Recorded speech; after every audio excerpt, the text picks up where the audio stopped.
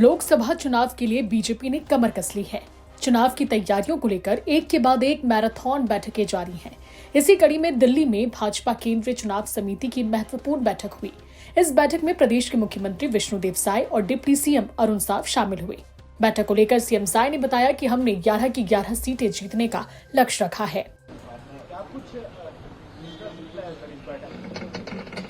हाँ, महत्वपूर्ण बैठक था भारतीय जनता पार्टी का और आने वाले लोकसभा के चुनाव में 11 में से 11 सीट जीतने की रणनीति पर विचार हुआ है। सीएम के अलावा डिप्टी सीएम अरुण साव ने बताया कि बीजेपी हर चुनाव को गंभीरता से लेती है। पार्टी पूरी तरीके से लोकसभा चुनाव की तैयारी में जुट गई है। लोकसभा चुनाव की तैयारी का विषय है। भारतीय जनता पार्टी हर चुनाव को गंभीरता से लेती है और पार्टी पूरी तरह से लोकसभा चुनाव की तैयारी में जुटी हुई है।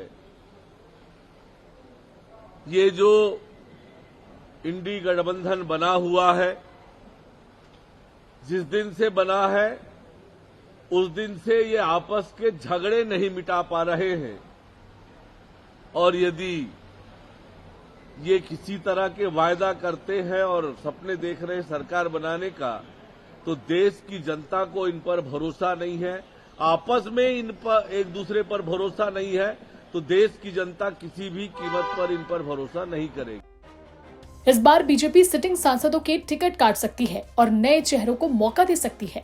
इस सवाल पर डिप्टी सीएम ने कहा कि पार्टी योग्य और जीतने वाले प्रत्याशियों को ही मैदान पर उतारेगी। पार्टी की महत्वपूर्ण बैठक हुई है केंद्रीय नेतृत्व के साथ। अब तक के चुनाव की तैयारियों की समीक्षा हुई और आगे किस प्रकार से लोकसभा चुनाव की तैयारी के लिए जुटना है, इसको लेकर योजना रचना बनी।